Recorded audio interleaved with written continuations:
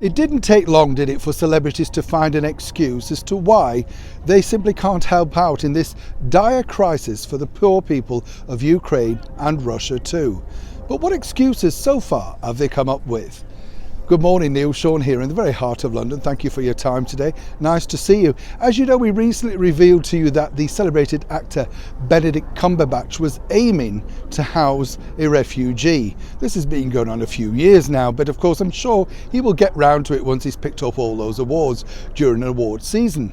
But of course then it goes to sort of micro celebrities too, doesn't it? When you think about micro celebrities, you know, the TV presenters that we see on our screens daily, they basically can't wait to virtue signal about what they're doing and get teary at the drop of a hat the minute someone's released or whatever, making sure they get the headlines and the Twitter and social media drives.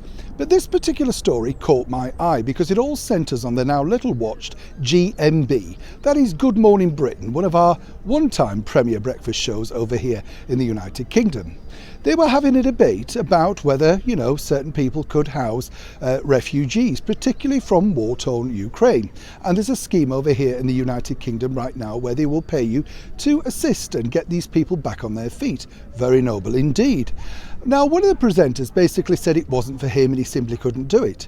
Now, Susanna Reid, who's very, very keen to make sure that she's seen as the woke ambassador of the channel, basically said, well, she couldn't do it either because she doesn't have the room. Now, I'm not disputing that, you know, allegedly we have to agree with her. Then she sort of topped it up by saying, but she could take perhaps a teenage boy or a teenage person. That would be the only thing she'd have room for, but she couldn't see how she could do this because she wouldn't wish to split up her family. All very noble again.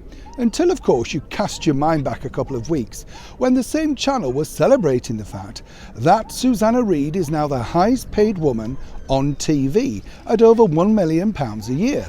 Now, as ever, we have to say allegedly, and we cannot always believe the stories that we see printed because, as we know, many of them are fabricated. But then, of course, she had a backlash on Twitter.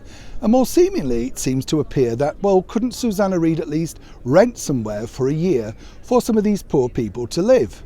So you see the point of view about celebrity. You've got to be very careful what you decide to nail your mast to, as it were, because there are people out there with a lot less money doing a lot more. And when you are considered to be the highest paid woman on breakfast television here in the United Kingdom, perhaps claiming you could only possibly take in one because you don't have the room, but while you openly admitted also on screen that you're financially secure, then perhaps you need to look at a few other options. For now, amazingly, Susanna's remained tight-lipped. But perhaps after seeing this, hopefully she'll have a rethink and help a refugee.